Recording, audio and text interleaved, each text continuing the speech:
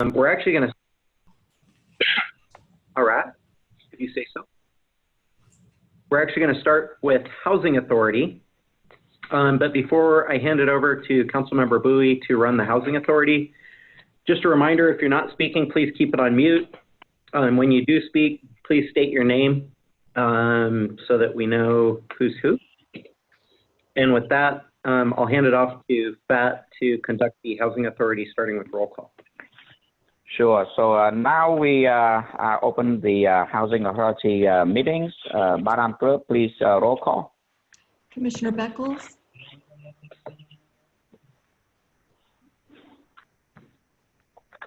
Commissioner Beckles. Present. Commissioner Brightingham. Here. Commissioner Jones. Here. Commissioner Klopfenstein. Here. Commissioner Deidre Nguyen. Here. Commissioner O'Neill. Here. Commissioner Solorio. Here. Vice Chair Kim Nguyen. Here. And Chair Bowie.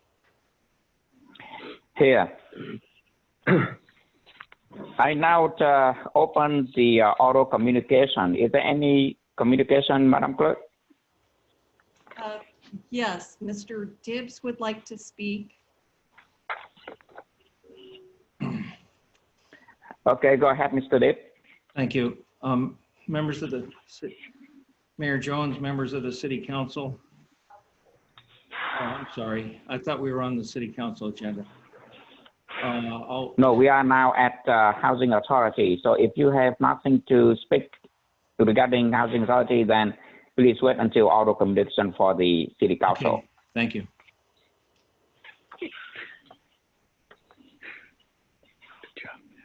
Anything else, Madam? Nope, there is no one else. Okay, so now I close oral communication and move on to consent items. There are 2 items on the consent item. I'll move both. This is Steve Jones. John O'Neill, second. Please go for the vote. Commissioner Beckles.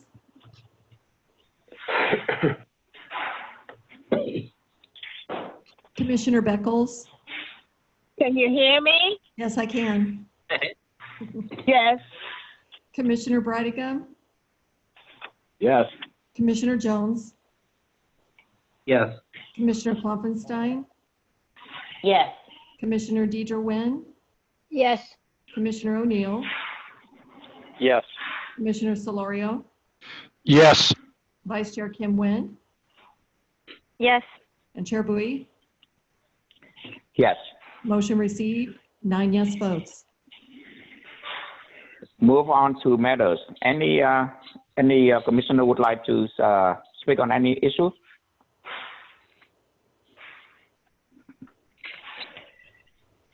Is Director Danny Huang, are you on the conference call as well, Danny? Yes, Danny's here. Okay, Danny, I understand that we had some initial response from HUD with the additional funding for the Housing Authority. Can you chime a little bit on that? Well, with our budget, our renewal for calendar 2020, our regular renewal, we actually receive an increase, which is actually nearly $1.5 million increase. And this increase is good, but unfortunately, it's barely enough to cover the regular rise in the market, in the rent. And so it barely covers that, so we cannot help any more people, but it was enough to cover that. But this, unfortunately, was before COVID. Now, after COVID, our expenses went up quite a bit. And even with the increase in the renewal, we might be short. And recently, with the CARES Act, we believe that we will be getting more money for rent, but we do not know the exact amount or the procedures in getting more funds. I believe in May, possibly June, HUD will come out with more explanations on how to go about getting more funds. Okay. any initial response from HUD or from Congress related to the letter that Mayor Jones and I have sent out about a couple of weeks ago? We have not received any response to that letter. No. We have received some feedback from, I believe, Congressman Lowenthal's office that they did receive our letter and were advocating for additional funding for our housing Section 8 rental assistance programs. So I think this is somewhat related to the additional information that we anticipate receiving from HUD in the May-June timeframe. So we'll continue to track that, and we can report back at the upcoming meeting in May. Okay. Well, thank you for the update. Please keep us advised of any movement on those additional funding. Is there anyone else who would like to speak on any other issue? Hearing none, I now adjourn the Housing Authority meeting and back to City Council. Thank you, Pat. We'll now reconvene the City Council meeting. Madam Clerk, may you please call roll?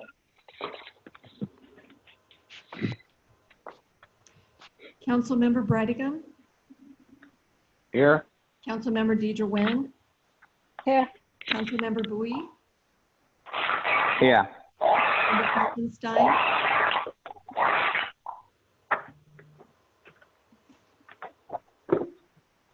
Councilmember Klopfenstein, Here.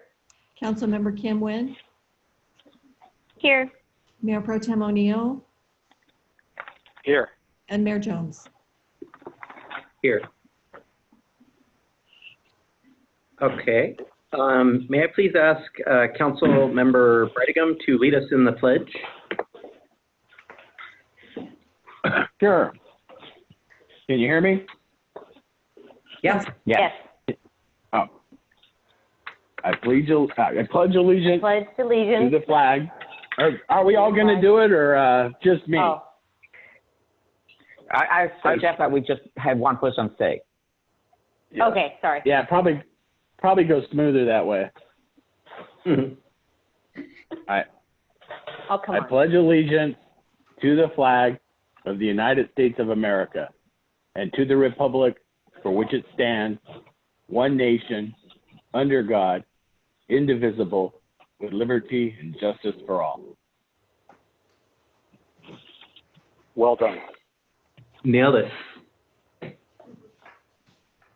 Thank you, George. Okay, we'll now go on to oral communications.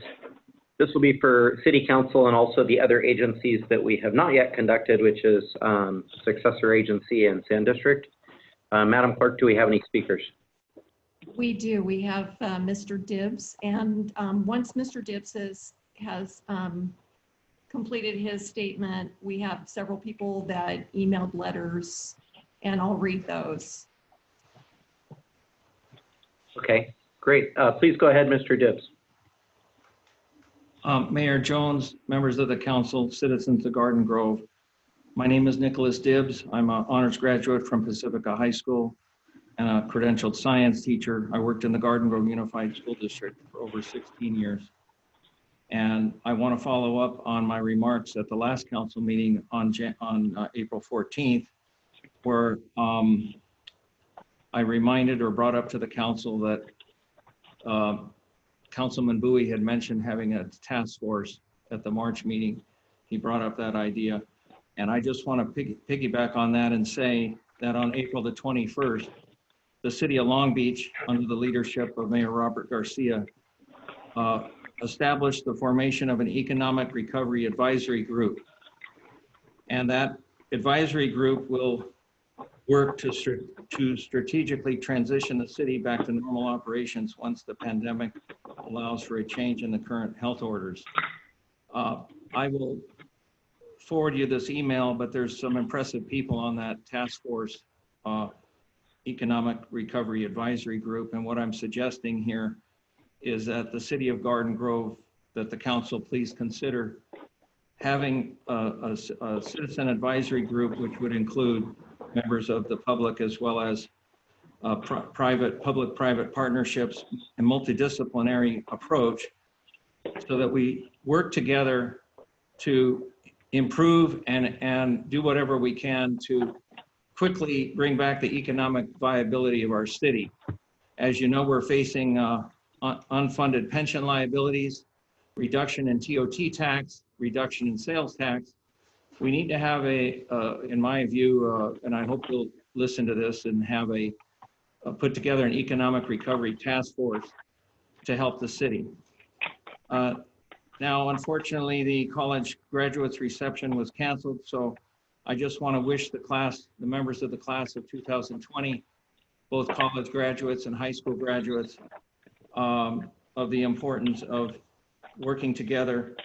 And on the topic of mental health and resiliency, so that we get through this together is important. And today, resiliency was a topic covered by Tom Hartman at tomhartman.com.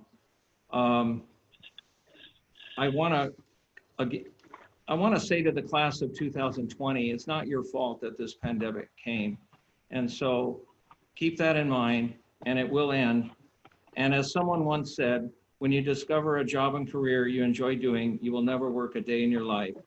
As such, my recommendation and advice to all the members of the class of 2020 is to choose jobs and careers that you enjoy doing, and that you also use your talents and abilities and your precious lifetime of working hours in a career to help bring much needed positive change, because it is the right thing for each of us and all of us to do, to help others, to help our community, nation, and the world. And in closing, I would like to ask you to please read Dr. Martin Luther King Jr.'s Beyond Vietnam speech, and to do everything you can to help achieve a better future, community, nation, and world, very much in need of positive change and freedom with liberty and justice for all. Do I have much time left? 2 minutes? Okay. So that's my, and I'll also say this letter I normally give to the graduates.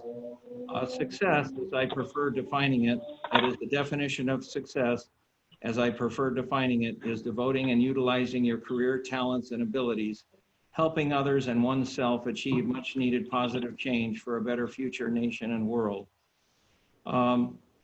I was a sponsor for 3 years of the college graduates reception, and I'm going to take that money that I would normally put into sponsoring that event that's been canceled to help fund some interns that can help work on some important projects, positive change projects. And so you can get in touch with me by email or Nick Dibbs and the number 1, NICKDIBS and the number 1 @gmail.com. I want to bring some internet sites available for parents that will help them at SaveTheKids.us, internetmatters.org, tomkersting.com, TOMKERSTING.com, and suicideispreventable.org, and the suicide prevention line is 800-273-8255.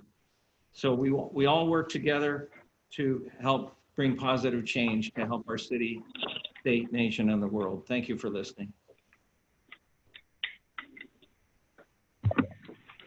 Thank you, Nick. Terry, would you like to go ahead and read the other ones into the record? Yes, so we have several emails/letters that were sent in. The first one is from Walter Mutin. And basically, he states that his name is Walter Mutin. He's president of the Garden Grove Unified School District's Board of Education. He's writing to urge the council to mandate via a city ordinance the use of masks for all people who are outside of their home or car. Examples include residents who may be headed to a grocery, pharmacy, or other essential business should be required to wear a face mask. He feels that this measure is needed to flatten the curve of COVID-19. And at the district level, they've done their part in assisting the Garden Grove community by providing nutritious meals, mental health services, a top quality education, and other programs and services that assist families with the fears related to COVID-19. He's calling on the council to assist the community by providing measures that keep us safe. Together, we can work towards a healthier Garden Grove. Thank you, Walter Munton, President of the GUSD Board of Trustees, Area Number 3. The next letter I have is from Jairo Cortez. He's the Executive Director of CHISPA, CHISPA. This is regarding item 2G on the agenda, COVID-19 response funding plan. He addresses the members of the council. CHISPA is a brave organizing political home for young Latinx identifying peoples. CHISPA seeks to engage with excluded peoples to uproot systems of oppression and cultivate systems grounded in community accountability, solidarity, and self-determination for our communities to thrive. COVID-19 pandemic has exacerbated needs that were already existing in our communities. As you make amendments to your 2015-2020 consolidated plan to access emergency funding intended to assist in making a timely response to the impacts of the COVID-19 pandemic, we ask that you consider prioritize economic development, housing, and mental health resources. Small businesses have been especially impacted as many do not have a working capital to weather months of mandated shutdown while maintaining payrolls and employee benefits. Small businesses and workers have been hard hit by COVID-19 and many will struggle to reopen. Workers need to be protected now and always. COVID-19 revealed the importance of paid sick leave and access to health care and coverage for all workers. The amendments being proposed include expanding the city's existing small business assistance loan program and amending its guidelines to increase the maximum loan amount for the SBA program to $1,000, and implementing the Jobs First program that will provide grants of $25,000 to small businesses to obtain low-income jobs for 3 months. We commend your actions and recommend the following to make the program more accessible to the city's small businesses by rebuilding a robust local economy, by waiving business and occupation taxes, permit and license fees for small businesses. For micro businesses, those with less than 5 employees, we call on the city to provide grants that cover 40% of payroll costs for the duration of shelter at home and holding larger companies accountable to worker policies around collective bargaining rights and paid sick leave and more. While there is a moratorium on evictions in place, housing costs are still a major concern, particularly for the lower income households who may be at risk of homelessness. Since the moratorium is lifted, affordable housing and homelessness prevention must be a community priority to prevent increase in homelessness as housing protections are lifted. We support the proposed amendment allocating $25,000 for street outreach efforts and $150,000 for rapid rehousing to help house homeless individuals during COVID-19. Their recommendation would be that these investments are made in a way that address immediate housing needs and create opportunities that can be leveraged in the near future to create new permanent affordable housing opportunities. The amendments also include an allocation of $250,000 for homeless prevention that will include rental assistance for residents at risk. There is a need for such a fund in the city of Garden Grove. It is important that it's accessible to residents with the greatest need. This includes residents that are undocumented, have very low and extremely low incomes. We commend your actions and recommend the following. All of the $250,000 for homeless prevention should be used for a rental assistance program for residents at risk of homelessness. The rental assistance program should be without barriers, prioritize residents, make this fund available to mixed immigration status households, do not require 3-day pay or quit notice trigger as evictions have been paused, do not have W-9 requirements for the tenant to receive rental assistance funds, do not require the tenant to be able to provide ability to pay future rents as COVID-19 placed many in a state of financial uncertainty. Thank you for your consideration of these critical elements of the city's response to COVID-19. We urge you to include the recommendations listed above. Your actions can address urgent growing concerns about current affordable housing production while promoting ongoing development of affordable homes for our residents desperately will need during the crisis. If you have any questions, please contact me at jairo@chispaoc.org, and I'll forward that letter to all of the mayor and to the council. The next letter is from Cesar Covarrubias. He's the executive director of the Kennedy Commission. This is in response to item 2G on the agenda. The Kennedy Commission is a broad-based coalition of residents, community organizations that advocates for the production of homes affordable for families earning less than $20,000 annually in Orange County. Formed in 2001, the Commission has been successful in partnering and working with jurisdictions in Orange County to create effective policies that has led to the new construction of homes affordable to lower income working families. The COVID-19 pandemic has exacerbated needs that were already existing in our communities. As you make amendments to your 2015-2020 consolidated plan to access emergency funding intended to assist in making a timely response to the impacts of the COVID-19 pandemic, we ask that you consider prioritize economic development, housing, and mental health resources. Small businesses have been especially impacted as many do not have the working capital to weather months of mandated shutdown while maintaining payrolls and employment benefits. Small businesses and workers have been hard hit by COVID-19 and many will struggle to reopen. Workers need to be protected now and always. COVID-19 revealed the importance of paid sick leave and access to health care and coverage for all workers. The amendments being proposed include expanding the city's existing small business assistance loan program and amending its guidelines to increase the maximum loan amount for the SBA program to $50,000 and implementing the Jobs First program that will provide grants up to $25,000 to small businesses who retain low-income jobs for 3 months. We commend your actions and recommend the following to make the program more accessible to the city's small business by rebuilding a robust local economy, by waiving business and occupation taxes, permit and license fees for small businesses. For micro businesses, those with less than 5 employees, we call on to the city to provide grants that cover 40% payroll costs for the duration of shelter at home and holding large companies accountable to worker policies around collective bargaining rights and paid sick leave. While there is a moratorium on evictions in place, housing costs are still a major concern, particularly for lower income households. The rehousing to help homeless individuals during COVID, our recommendation would be that these investments are made in a way that addresses immediate housing needs and creates opportunities that can be leveraged in the near future to create new permanent affordable housing opportunities. The amendments also include an allocation of $250,000 for homeless prevention. They're commending your actions and they recommend the following steps. All of the $250,000 for homeless prevention should be used for a rental assistance program for residents at risk of homelessness. The rental assistance program should be without barriers, prioritize residents that are of extremely low and very low income, make this fund available to mixed immigration status households by prorating the rental relief that can receive based off the number of eligible recipients in the household, do not require a 3-day pay or quit notice trigger as evictions have been paused, and do not have W-9 requirements for the tenant to receive the rental assistance funds or their landlord to receive the tenant's rental assistance payment. Do not require that the tenant be able to provide ability to pay future rents as COVID-19 placed many in a state of financial uncertainty. Thank you for your consideration of these critical elements of the city's response to COVID-19. We urge you to include the recommendations listed above.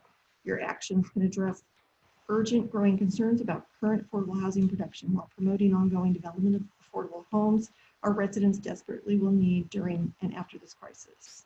If you have any questions, contact Cesar Covarrubias at cesarc@kennedykommission.org. I just have 2 more letters. The next letter is regarding item 2C on the agenda, and this is from Cynthia Guerra for the Rise Up Willowick Coalition.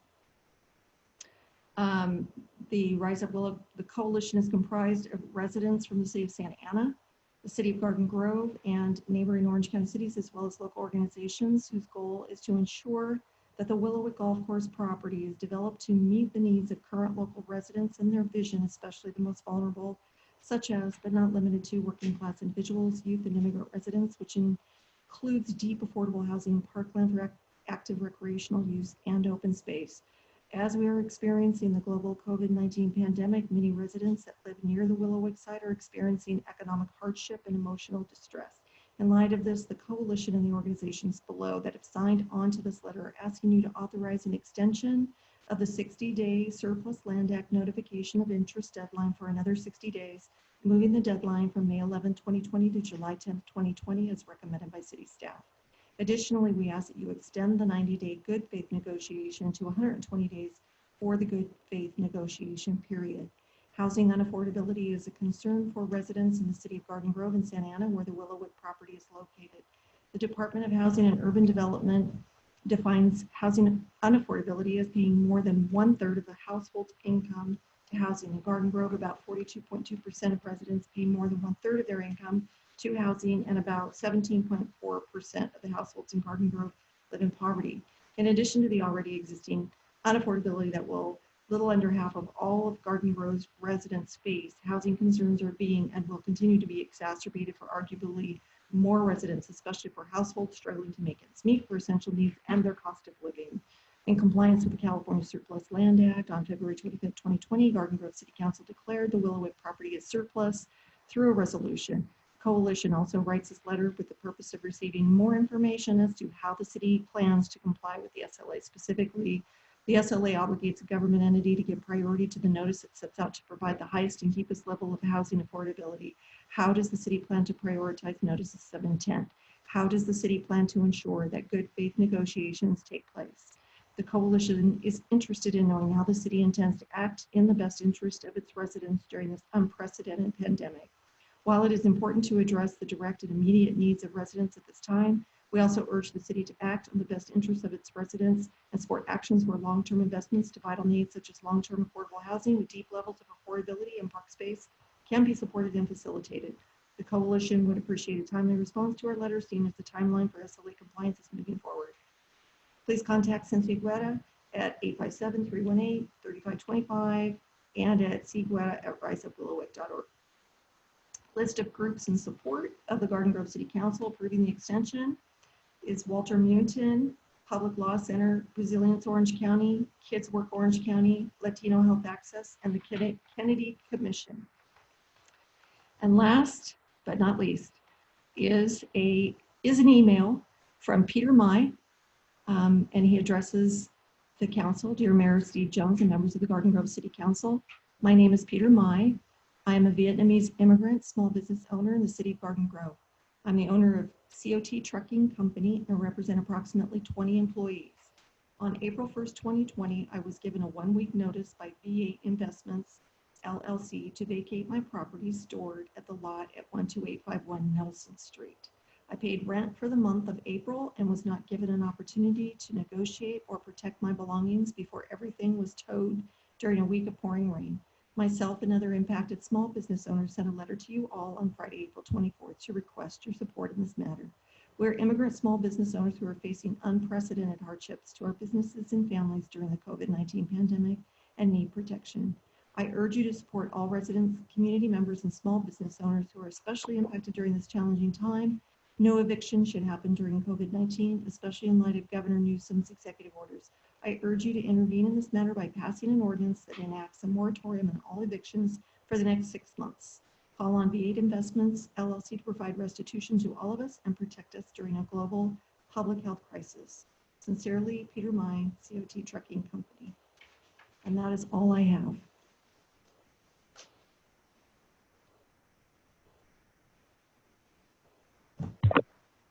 Thank you, Terry. Well done. Thank you.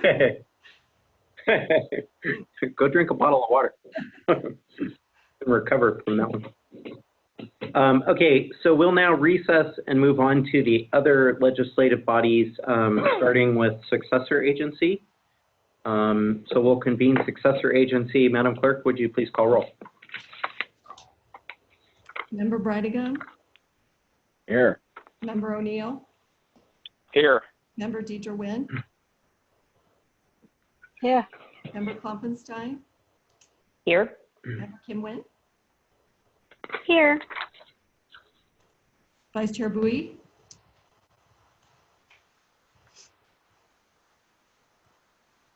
Yeah. Vice Chair Bui, Here. Chair Jones. Here. Okay, we've already done oral communication simultaneously with City Council consent items. Just one item, receive and file the minutes. Do I have a motion? Motion. This is Deidre. Move the motion. Two-ha motion, Councilmember Bui, second. Roll call vote. Member Bridegan, Yes. Member O'Neill, Yes. Member Deidre Nguyen, Yes. Member Klopfenstein, Yes. Member Kim Nguyen, Yes. Vice Chair Bowie, Yes. Chair Jones. Yes. Motion received, 7 yes votes. Thank you. Any matters from successor agency members? Okay, seeing none, we will adjourn over to the sanitary district. So I'll hand it over to President Bowie. Okay, we had auto communication along with the city council, so we move right on to consent items. There are 3 items on the consent items. Madam Clerk? First, I'll take roll, if you don't mind. Member Sure, Brightigam. please. Here. Member Jones. Here. Member Klopfenstein. Here. Member Kim Nguyen. Here. Member Deidre Nguyen. Here. Vice President O'Neill. Here. And President Bowie. Yes.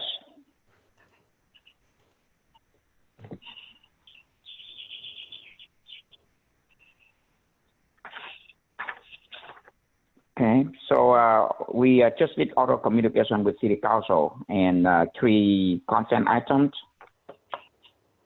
I'll move to approve. John O'Neill.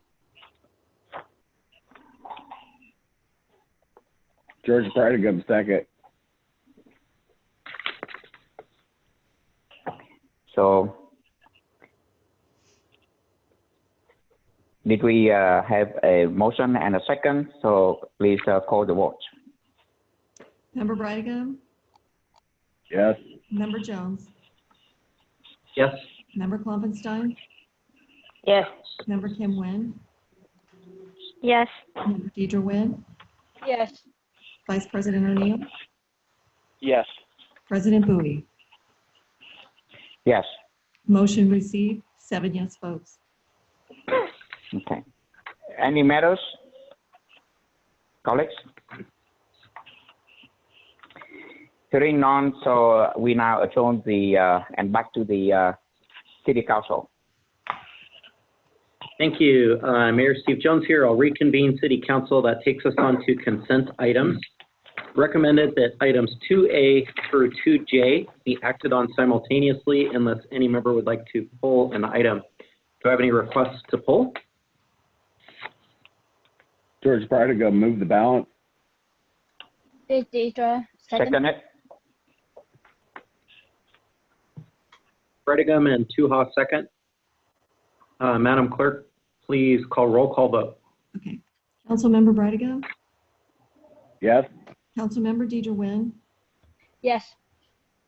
Councilmember Bowie. Yes. Councilmember Klopfenstein. Yes. Councilmember Kim Nguyen. Yes. Mayor Pro Tem O'Neill. Yes. Mayor Jones. Yes. Motion received, 7 yes votes. Thank you. That takes us on to items for consideration. We do have 4 different items listed. We'll start with item 3A.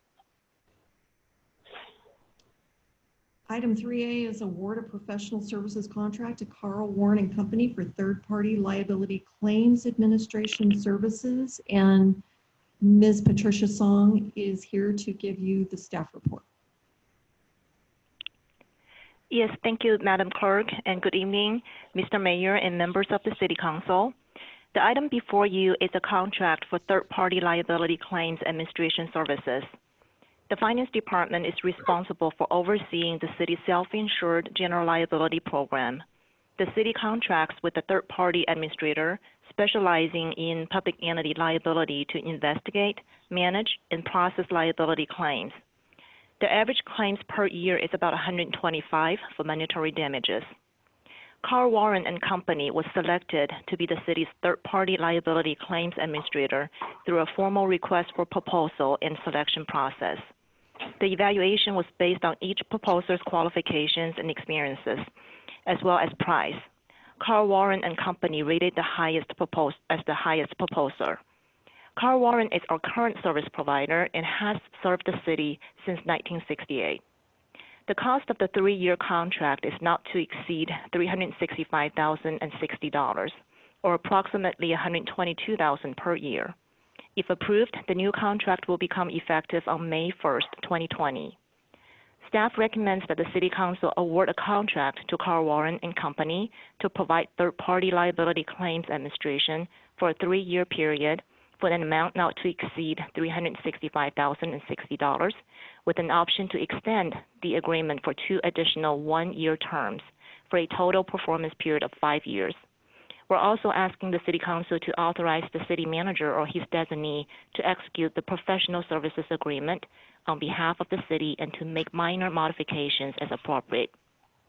Lastly, we recommend the City Council authorize the City Manager or his designee to execute amendments to the agreement for the optional extensions to the agreement. This concludes staff's report. I'll be happy to answer any questions. Thank you.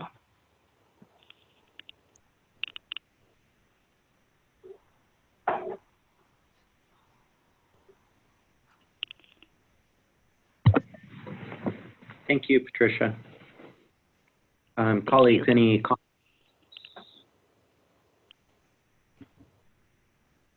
Or a motion? I'll move it. George. John O'Neill, second. Please call the vote. Roll call. Councilmember Bridegan, Yes. Councilmember Deidre Nguyen, Yes. Councilmember Bowie, Yes. Councilmember Klopfenstein, Yes. Councilmember Kim Nguyen, Yes. Mayor Pro Tem O'Neill, Yes. Mayor Jones. Yes. Motion received, 7 yes votes. Thank you. We'll move on to item 3B. Item 3B is acceptance of the Department of Justice grant funding and approval to allocate funding to award a contract to Motorola Solutions, Inc. And Chief DeRay is here to give the report. Good evening, Mr. Mayor and members of council. Staff is requesting that City Council accept the Department of Justice grant funding in the amount of $450,000 and to allocate the funds to award a sole contract to Motorola Solutions, formerly known as Spillman Technologies, for implementation of National Incident-Based Reporting Systems, or NIBRS. The Garden Grove Police Department currently submits federal crime reporting through the state of California via the Uniform Crime Reporting, or UCR.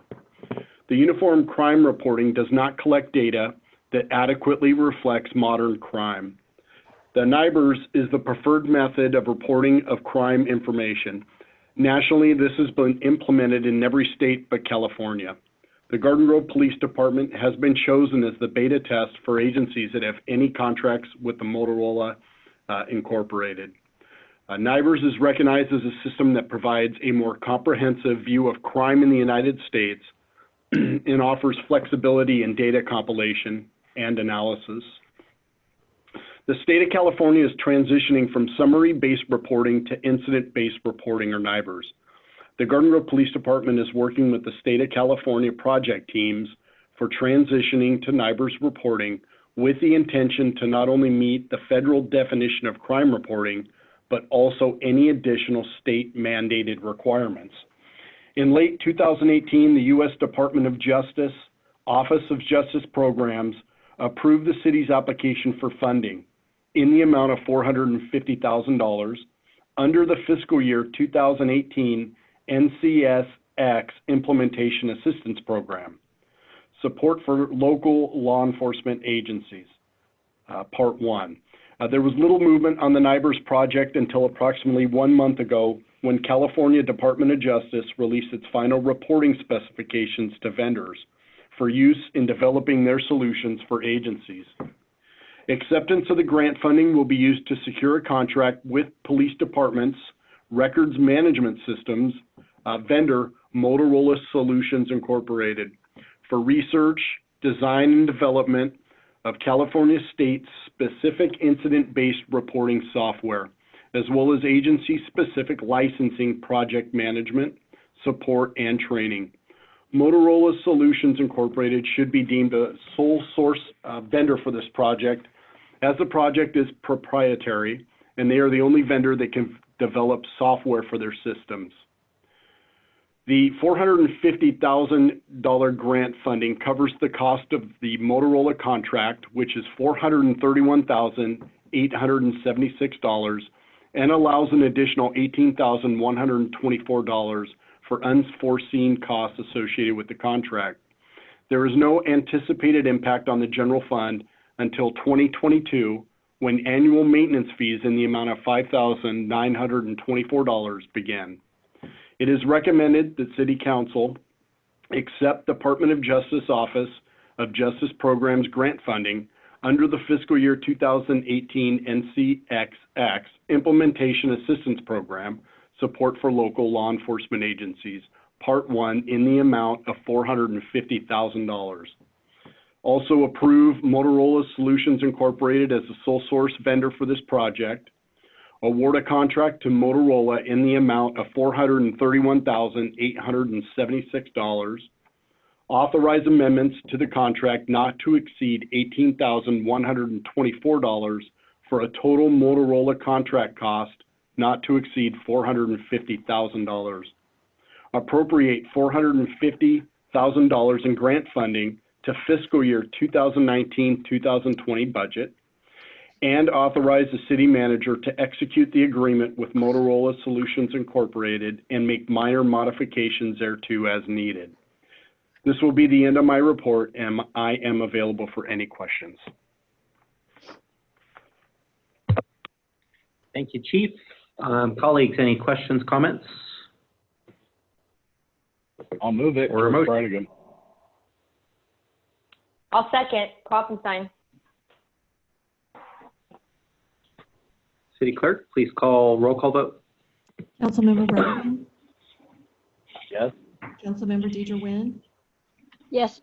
Councilmember Bowie, Yes. Councilmember Klopfenstein, Yes. Councilmember Kim Nguyen, Yes. Mayor Pro Tem O'Neill, Yes. and Mayor Jones. Yes. Motion received, 7 yes votes. Thank you. Takes us on to item 3C. Item 3C is an introduction and first reading of an ordinance amending Chapter 252 of the Municipal Code, increasing public works contracts bidding thresholds to conform with state law. And the ordinance is entitled, An Ordinance of the City Council of the City of Garden Grove amending provisions of Chapter 2.52, Title 2 of the Garden Grove Municipal Code, increasing public works contracts bidding thresholds to conform with state law. City Attorney Sandoval is here to give the report.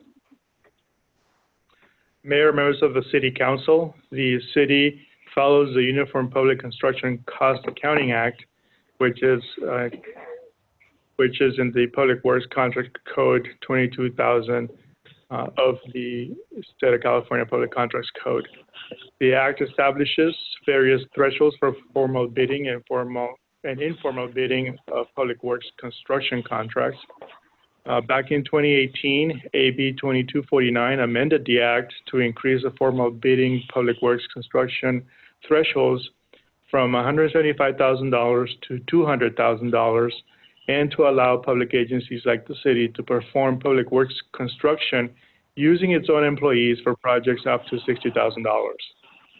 The attached ordinance revises the municipal code to increase the public works contract bidding thresholds to conform with state law as it was amended by AB 2249 in 2018. That ends my report, and I will be happy to answer any questions you may have.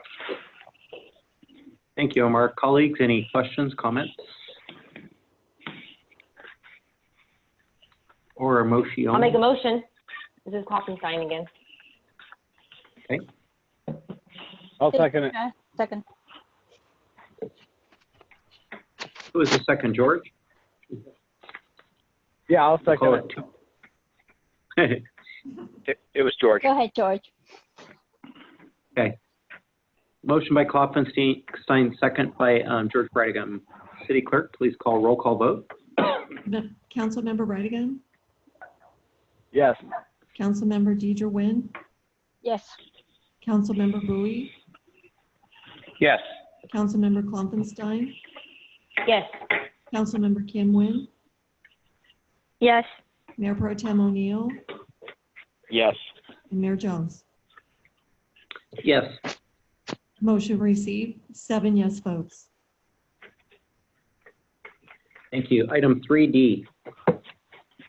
Item 3D is introduction and first reading of an ordinance to require electronic submittal of campaign disclosure statements and Form 7 filings, and that ordinance is entitled An Ordinance of the City Council of the City of Garden Grove adding Chapter 214 to Title II, the Garden Grove Municipal Code relating to electronic filing of campaign finance disclosure statements, and City Attorney Sandoval is here to give the report. Mayor, members of the City Council, before you is an ordinance that adds a provision to the municipal code requiring that candidates and public officials who are required to file financial statements pursuant to the Political Reform Act and the FPPC regulations to do so electronically online. California Government Code Section 84-615 authorizes this action by the City Council, and so before you is an ordinance that actually implements electronic filing for the City of Garden Grove. That ends my report, and I would be happy to answer any questions that you have. Colleagues? Questions or also motion? Tuha's motion. Tuha motion. O'Neill second.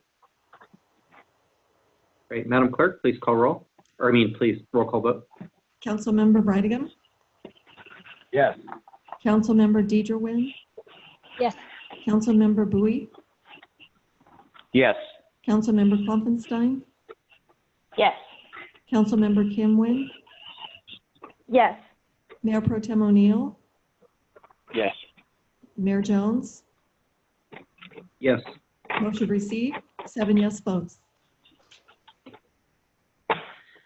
Great. Moving right along, we are coming down to matters. We actually have 2 agendized items. So we'll start with item 2A, which is a discussion regarding a proposed resolution denouncing coronavirus discrimination against Asians and Asian Americans, as requested by Councilmember Deidre Tuha Nguyen. Take it away, Tuha. Thank you, Mayor Jones, and to my colleagues and the residents of Garden Grove. For this pandemic test office, many like our healthcare workers, first responders, retail clerks, and other essential workers have responded bravely and heroism. Day after day, they place themselves in harm's way with the deadly virus, sacrifice themselves for others. But then sadly, we've seen an ugly side of how some people respond under pressure too, blaming, verbally attacking, even physically assaulting Asian Americans for this pandemic is wrong, and we must condemn this behavior.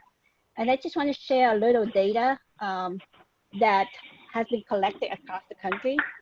There have been 1,400 incidents, with 68% incidents directly against Asian American, and 70% and verbal harassment has been involved, 70% overall.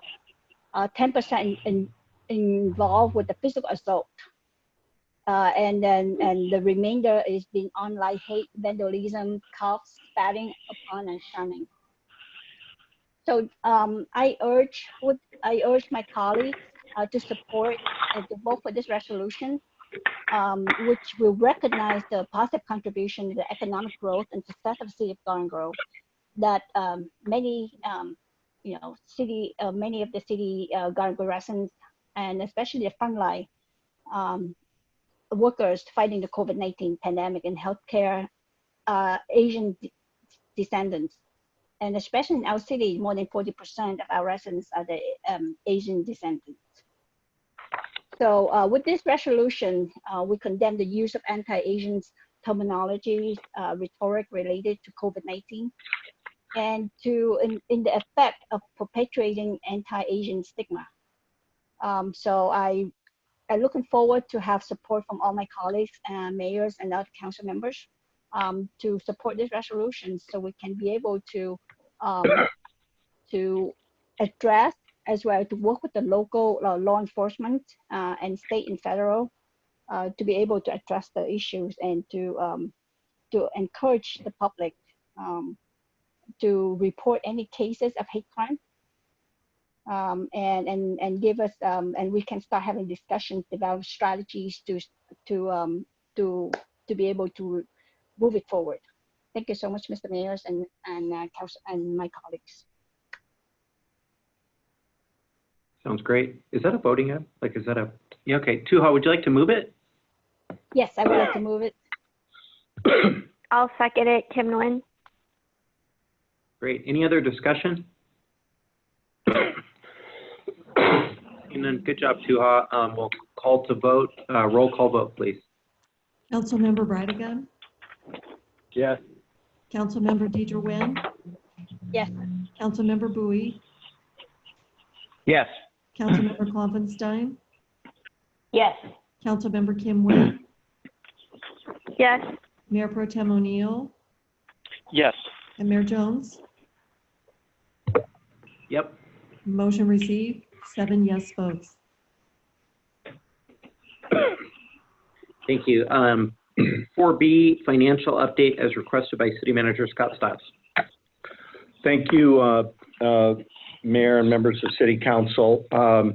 This is going to be the second of 4 financial updates that the City Council is going to receive prior to our June budget study session coming up in June. So we'll have 2 more financial updates for the City Council members at both of the meetings in May. I'll anticipate at the meetings in May, we're going to also be bringing additional information to you about the city's reserve fund policy, reserve funds, and also pension obligations that we'll be talking about in both of the meetings in May. But today we want to give you another financial update on the status of revenues and expenditures. I thought before I would turn it over very briefly here to Finance Director Patricia Song, I just wanted to mention to the people that are listening that as of this afternoon, the Orange County Healthcare Agency is reporting 2,151 cumulative positive cases to date, including 34 new cases reported today. Garden Grove is reporting out at 90 cases total. Cumulative deaths today in Orange County is 42, which is 3 more than yesterday. There are 178 patients currently hospitalized, with 74 in intensive care units. Again, there is a tremendous amount of information at the ochealthinfo.com. And from the City of Garden Grove standpoint, again, I want to remind all of the community residents that our Garden Grove Garden Grove Police Department continues to perform at full strength, along with OCFA and our paramedics and EMTs. Public Works remains on the job, managing all of our infrastructure needs. Community Services is still delivering meals to seniors and children. And we have a very robust website at ggcity.org that residents can go to and just find out a tremendous amount of information about our parks, recreation programs, just all kinds of things related to COVID-19. Good advice to people that are experiencing difficulty, small businesses, tenants, business owners, all involved. Since our last council meeting on May 14th, just a couple of additional quick announcements. We did extend our local health emergency to coincide with the executive orders of the governor. And so we're kind of following that guidance. Council members and the public, the governor held a press conference today talking about the state's plan for rolling out a reopening of the economy in 4 phases. And I think we'll have information about that posted on our website. And I'm sure you can go to the state website to get information about the rollout of that reopening, as well as this Orange County Board of Supervisors rolling out information and guidance from their standpoint about just statistics, where the county stands with managing the COVID pandemic, and guidance that they're offering to businesses. So you'll be able to see that on the county's website, in addition to the city's website, as soon as we can get that up.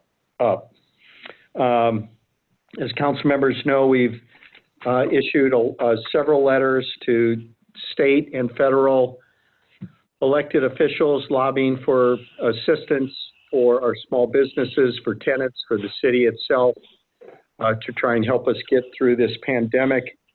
Residents will note that our community services department has lit up our clock tower here in Garden Grove with blue lights in honor of our healthcare workers. I will mention and remind everybody that the Garden Grove Police Memorial and National Night Out events are officially canceled this year, and we will be giving guidance shortly about the status of our summer programs, and that will be coming. I do want to mention that Governor Newsom has granted extensions for Department of Motor Vehicle deadlines, suspending late fees for vehicle registrations, and allowing grocers to provide bags without charge, among other actions. The County of Orange has mandated certain employees and some essential businesses to wear face coverings when dealing with the public. That also includes grocery stores, pharmacies, drugstores, convenience stores, gas stations, food prep, and retail stores. So with that, I wanted to bring everybody updated on that.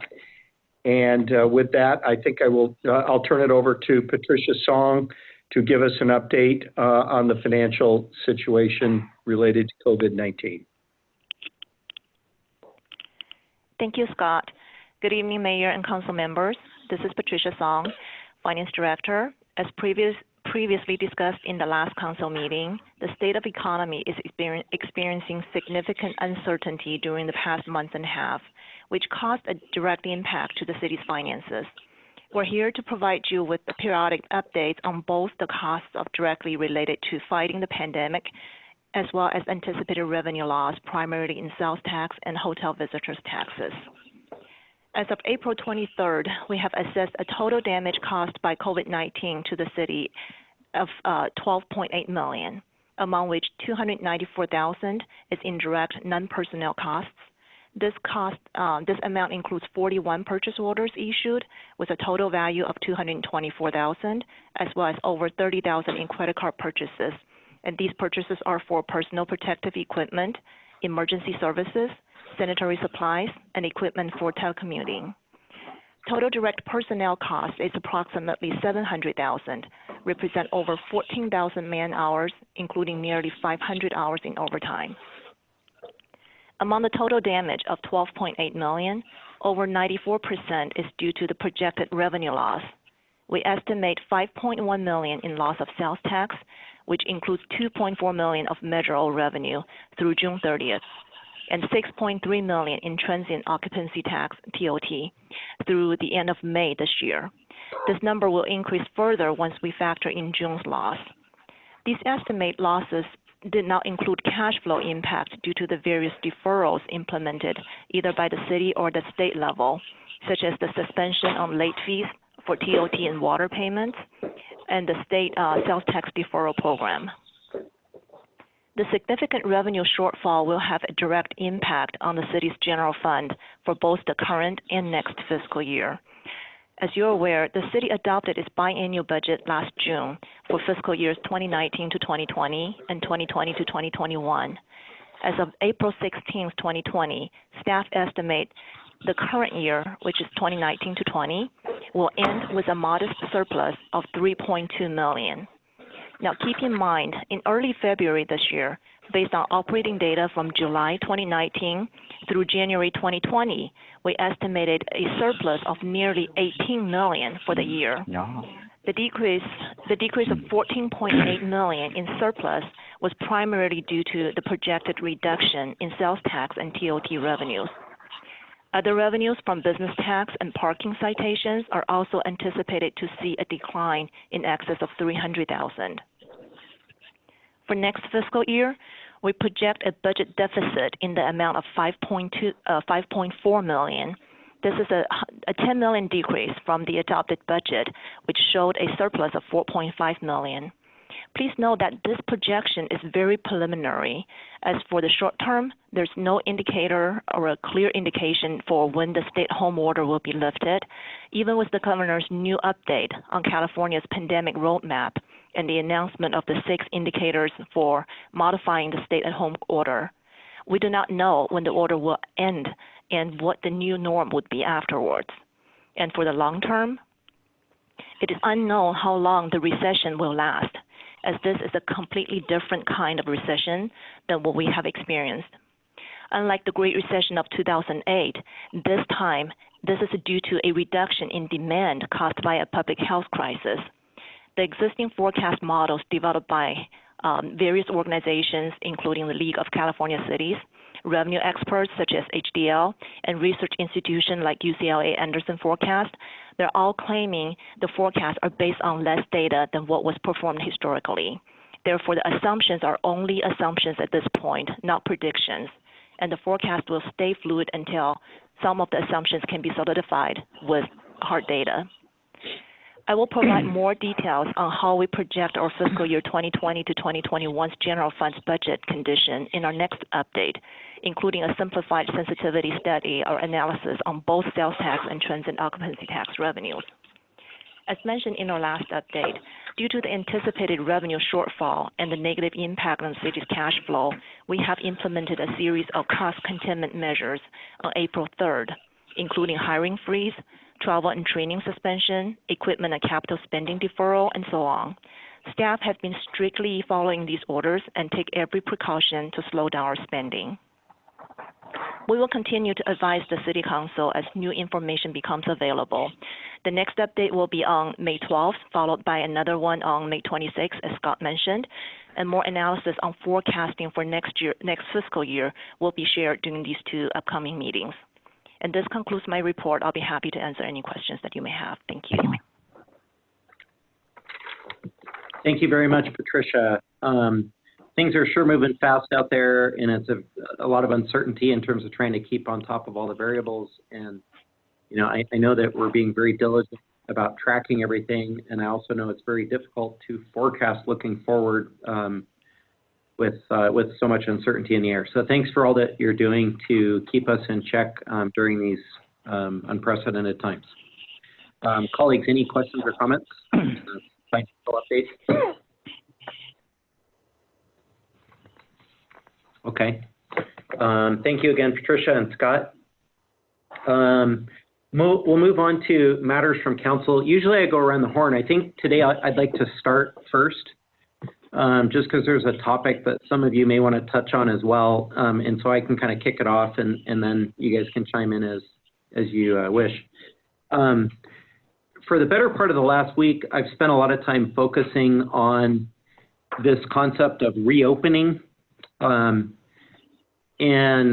from kind of an academic perspective, right? Like, I think Garden Grove and the county in general has done a really good job of staying in and helping to keep the numbers down and the outbreaks down in Orange County. And so far, so good. We've been coming through this thing with flying colors relative to places like New York and Washington, where we did see really significant spikes compared to here. So I think in California, in Orange County and Garden Grove, we reacted quickly, and everybody's done very well so far. And I also sense, as I'm sure you do as well, that people are getting at about their wits' end of staying cooped up at home, and we're starting to see protests in Huntington Beach, in Orange Traffic Circle, at Irvine Spectrum. You know, the sightings of thousands of people being on the beach last weekend when the weather was really nice. So there's just this danger that if we don't start communicating out what we're thinking about, and that we're starting to work up a plan of how to reopen at the appropriate time, that there's a danger of that people are just going to kind of reopen in rogue style on their own.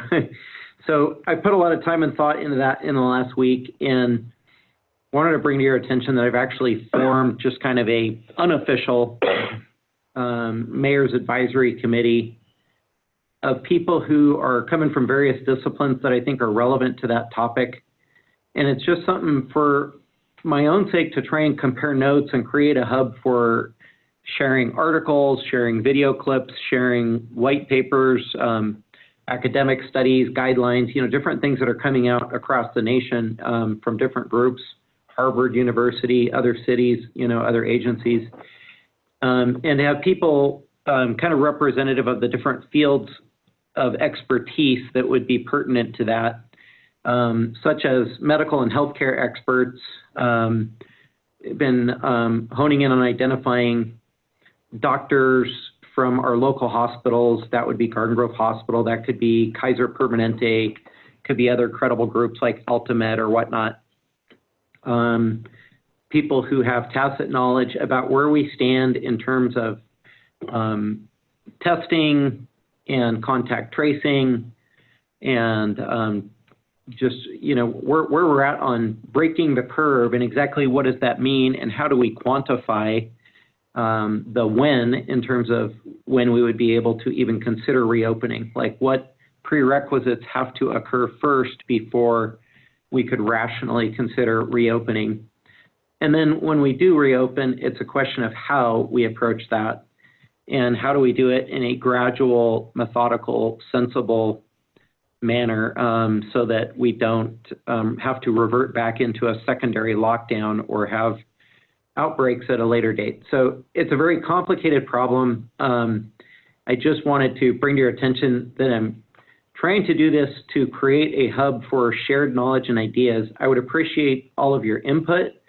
And what I plan to do also is just to take the work product of all the articles and links or whatever and create a mechanism that I can share them out so that you guys can see the same white reports I'm reading and the same, as we narrow down to ones that seem like they would be worthy of benchmarking or at least taking ideas from. And then mainly just to start reporting out to the public to say that Garden Grove is thinking about a reopening game plan so that at the appropriate time, we're prepared to do so in a well thought out manner. So just wanted to bring that to your attention. I would encourage any side dialogue, call me, text me, whatever, email me articles, whatever you want to do, and let's share ideas about your thoughts on when and how Garden Grove can consider reopening. And I'll preface also that I don't envision that our plan for reopening would in any way go against any state level governor's orders. I don't picture we would be going against anything any of our surrounding cities in Orange County would want to do. I was pleased to hear in a conference call last Thursday with all 34 mayors in Orange County that everyone agreed that a reopening of the economy should be a regional, collaborative, cooperative effort, and that no one city should try and be maverick and reopen any faster or better than any other city like a competition, but instead that we should all strive to work together, create some methodology upon which we each safely and sensibly reopen our economies in working together with the county, the state, and federal agencies. So with that, that's my remarks, and I'll go ahead and go around the horn. So maybe right to left, Councilmember Breitigam. Hello, can you hear me? Yes. Oh, perfect. So I'm glad you opened that up with about reopening. From listening to the governor today and yesterday, and it looks like he's going to be putting out tomorrow his plans for reopening. So it looks to me like the focus now is going on reopening instead of more closures and more containment measures. It looks like the focus is towards reopening now. I'm really happy to hear that. It means the end is probably sooner than we think. I've been pushing, city staff for the last month to be thinking about that, whenever that might happen. If it's next week, next month, 3 months from now, whenever it happens, we should have some kind of plan in place for whatever might transpire. So thank you for all your time and energy on that, Mayor Jones. Thank you. Oh, go ahead. I want to talk a little bit. Being quasi-quarantined and whatnot, we've had a few things. We've been spearheading some public art projects throughout, not just in District 1, but throughout the city. Been real fortunate to be in contact with one of our local artists, Jody Williams. She actually donated a electrical box in front of the fire station a couple weeks ago, and she did a really tremendous job on Valley View there in front of Fire Station 84. But since she's done some other outstanding tribute pieces, she did one in front of Garden Grove Hospital, and I want to give Councilwoman Stephanie Kloffenstein and the Garden Grove Neighborhood Association kudos. They consigned that particular box, which is a thank you tribute to the nurses and doctors at Garden Grove Hospital.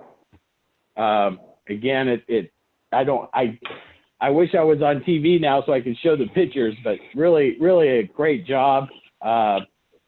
Also, we did a tribute piece, or Jody did the tribute piece there on across from the Kaiser Permanente on Euclid and Chapman.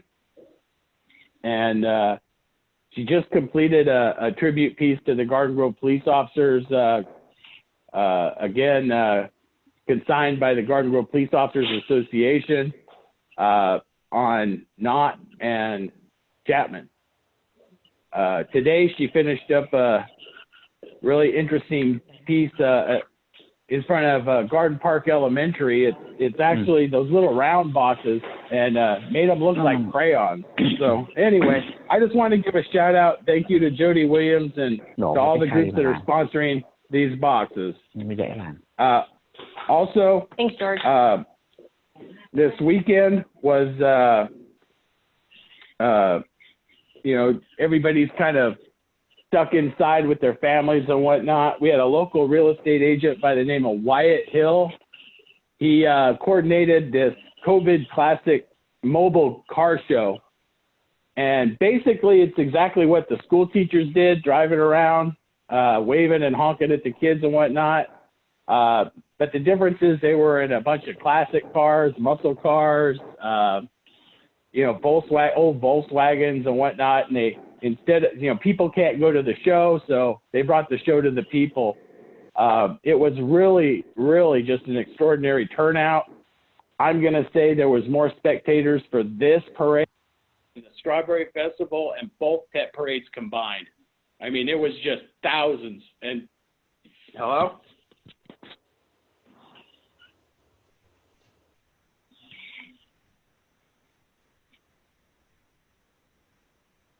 Test. Hello? I think I got dropped. We are you there? Here. We're still in the meeting. We can hear you. I can hear you, George. Keep going. Oh, okay. My phone said I was disconnected. I'm sorry. Anyway, there was thousands and thousands of people lined up, clapping and cheering the cars as they went by. Just an awesome event. I found out about it 2 days before the event, and so I didn't really have much notice about it, but he put it together in about a week, and really fun thing. So just shout out to Wyatt Hill for putting that together. It really made a big difference into a lot of people's lives. I literally got over 200 emails, texts, and comments on Facebook of positive about the thing. So anyway, with that being said, thanks again, Wyatt Hill and Jody Williams, for all you do. Thank you, George. Big thanks for championing all that art. I'm a huge fan of that. So thanks for all you're doing in that regard all over town. John O'Neill, Mayor Pro Tem. Yes, thank you, Mr. Mayor. Just wanted to thank you for your leadership during this time, keeping us all informed on what's happening. And obviously, we do need a regional approach to reopening where we're all together. California is a big state, and it's not all typical. So once the governor makes his decisions, we'll be able to make our decisions down here as a regional group. With that being said, I also want to take this opportunity just to express my gratitude for the great city manager that we have, Scott Stiles.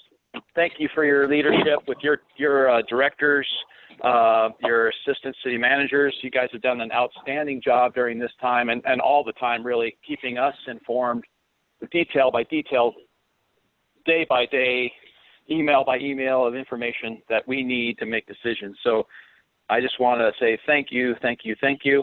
Also to the Garden Grove Police Department, to the Orange County Fire Authority.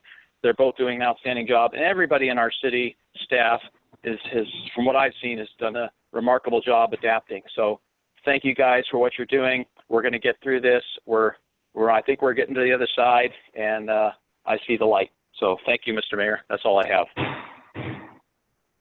Thank you. Councilmember Tu Ha Nguyen. Thank you, Mr. Mayor.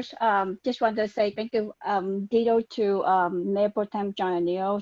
Thank you for your leadership and taking the lead on planning for the upcoming opening up soon. However, I just want to encourage the public is we don't. We shouldn't still take it lightly. The number every day from the Orange County Health release the data. The numbers still continue to increase. Right today we have, more 4 additional compared with the number before the death. However, so I encourage the public every time you go out, please wear masks to protect yourself and to protect people surrounding and especially the family members. We continue to practice social distancing. I think even though we open up, but we never take it this lightly because, like I said, the testing is not. We need to encourage to ramp up the testing site, increase more testing numbers because in Orange County we have more than 3 million people, but the number of testing is still very low. So, so in my professions, I continue once again. Please do not take it lightly, and the city definitely work together for the for the safe and well-being for everybody. Thank you. Thank you, Tu Ha. Councilmember Bui. I have quite a few items, but first of all, I would like to report to the City Council on a good progress that we have made with the ERP, Enterprise Resource Planning System. If you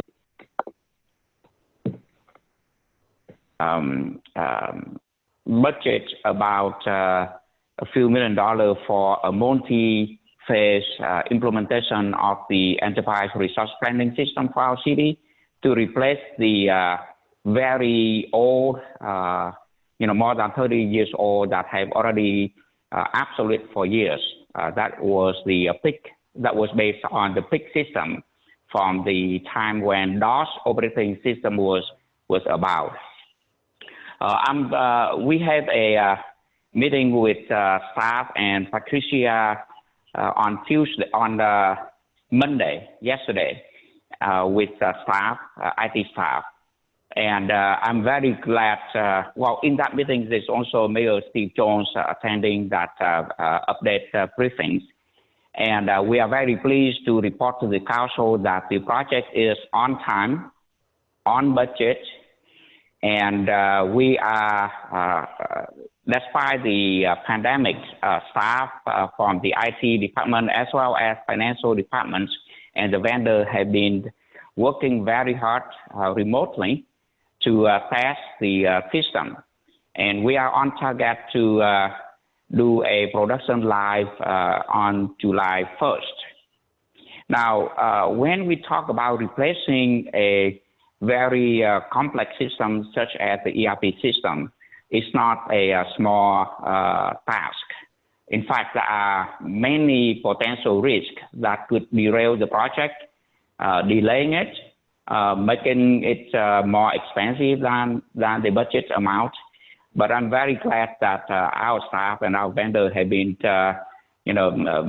working very hard. And yesterday they report that that we are still on target in terms of financial budget, as well as the functionality and the planned production live on July 1st. Not only we replaced the aging system, but we took advantage of using the new technology involving workflow to streamline the business process, automating it, and make it a lot more efficient, a lot more accurate, and that in time will reduce the risk, as well as the the room for any potential mistake. Obviously, we are not there yet because staff is, even though staff have been testing it and continue to improve it for the last month or so, we are not using it at the production level. So the stability of the system will only be known when we are fully using the system during July. But from what we have seen so far, the system is very reliable and that it is functional, and staff is very happy with the new system. Patricia had produced a one-page summary that she shared with me and with Scott Stein. I don't know if Scott, would you like to chime in and summarize some of the things that Patricia have outlined in her memo?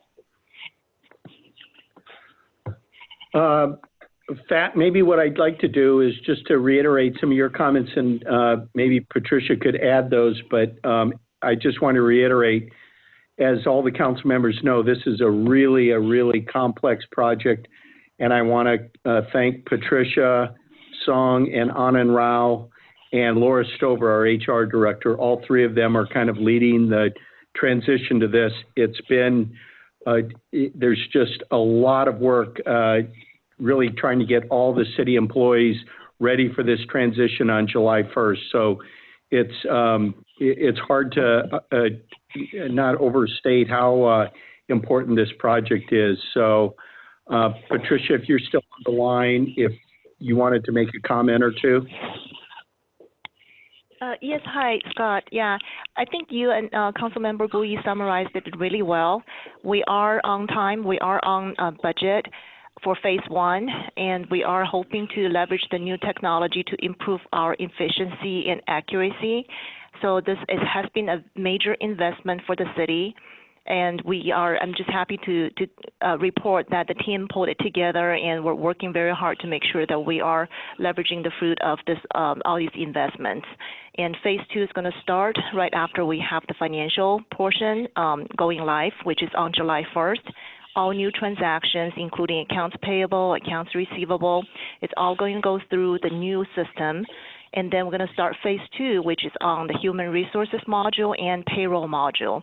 Once we have the entire system on board, we'll be able to fully benefit from the fully integrated system and leveraging off the information that will help decision makers like yourselves to make better decisions based on the value of the data. That's all I have. Thank you.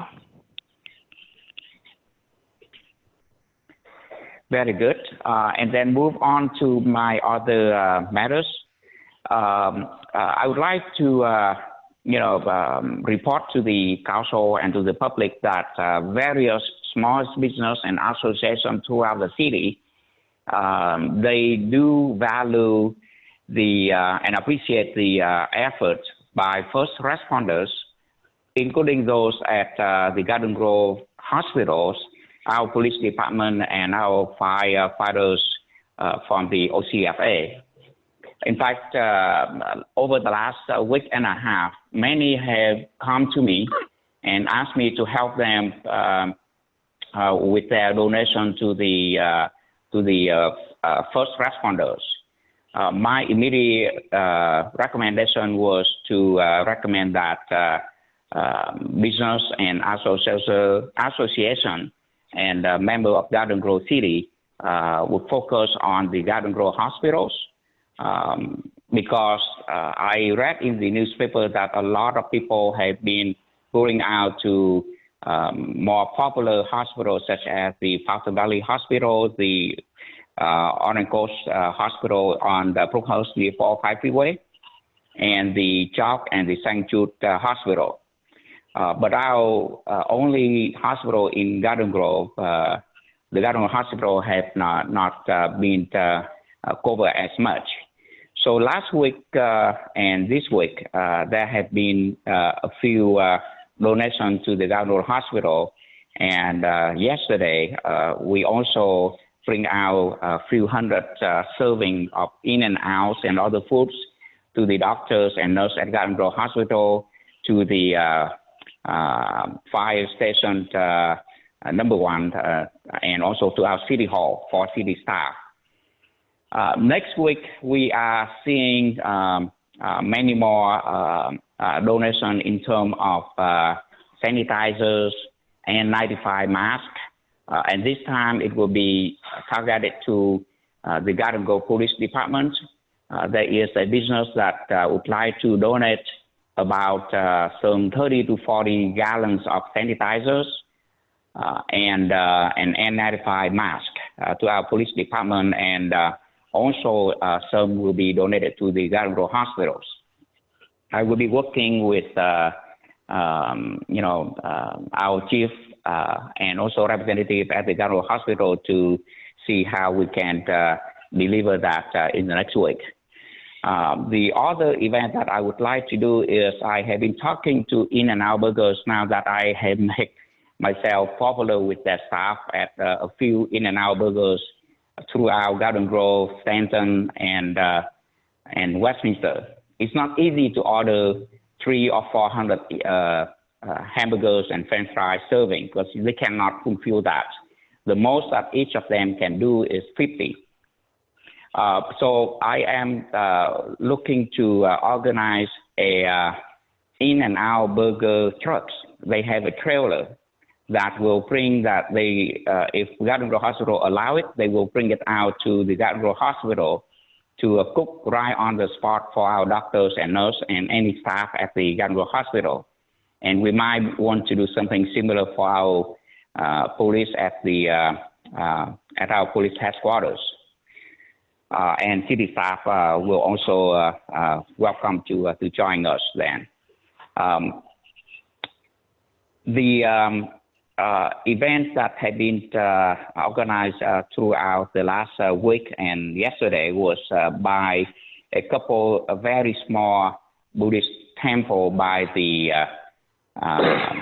female Buddhist monks, one on Euclid and Lamson, and the other on Magnolia and Chapman. So I just would like to, spend a couple minutes to appreciate and recognize their heartfelt donation. Other than that, I am so glad that Mayor Steve Jones has stepped forward with his advisory committee to see how we plan to reopen our city and our business when the time comes. Obviously, we'll have to do that in phases, and it will need to be in accordance with the state and county efforts. But I think it is going to be a very big challenge. Even if we lift the stay-at-home mandate, people will still be nervous about coming out to eat at restaurants, to engage in other activity, such as people coming out to Disneyland or to other resorts. And so I think we do want to look into, from our own city perspective, how do we come up with a plan to appropriately address those issues and help moving the economy back on track as fast as we can and as safely as we can. I think that is very important, and that effort cannot be done by just a couple of people from a few sectors. We need to get more people that familiar with Garden Grove as well as familiar with the state and the county and the federal program to implement it for our city. And we certainly need to have more philanthropies to bring the importance of this reopening to our residents and the people surrounding us. So thank you, Mayor Jones, for stepping forward and take the lead on that. If I may, I would like to be a part of your effort as well. And lastly, Black April is around the corner, and it is this year's mark the 45th years that we lost South Vietnam. We lost our liberties and freedoms, and millions of people in Vietnam still suffering a dictator government regime. Those who are very aggressively and brutally oppress their citizens. And 4 to 5 years ago, South Vietnam lost to the communist North Vietnam. And more than 50 years before that, the war with the American soldiers have also ended. It is a moment of sadness for many Vietnamese Americans and for our friends, those U.S. veterans who fought in Vietnam War. It is very sad to also realize that today the number of people who die from COVID have just passed the number of our soldiers who died when fighting for freedom in South Vietnam. So I would try to take this moment to ask the City Council to take a minute of silence in remembering those who made the ultimate sacrifice in fighting for freedom. If I may, Mayor, I would like you to, if you permit that, then you could signal the council to begin a 1 minute silence. Sure. Thank you, Phat. We'll go ahead and do a 1 minute call of silence.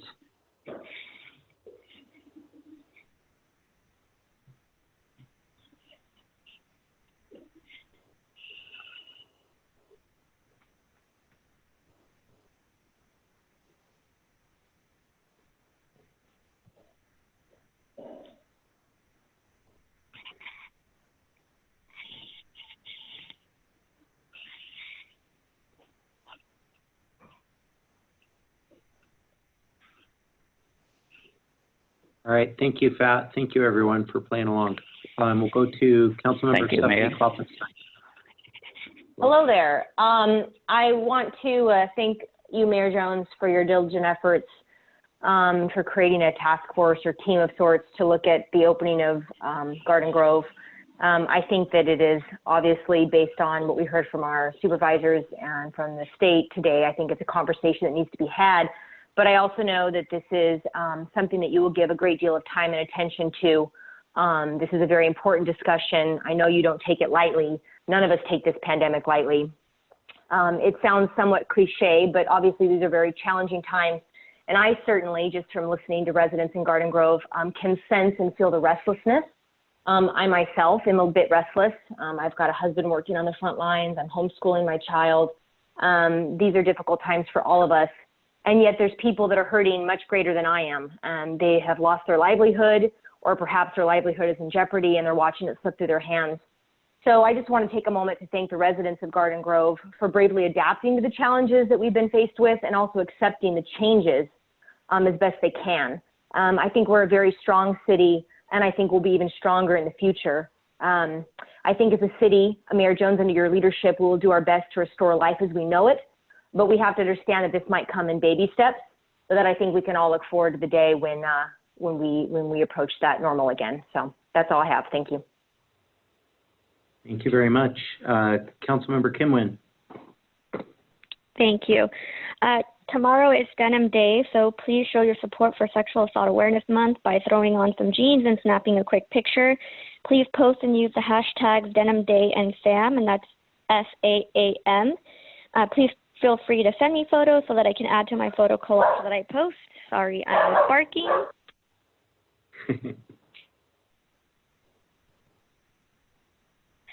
Census and census. If you have not filled it out, please make sure to do so. It takes less than 5 minutes. Please don't put it off for later.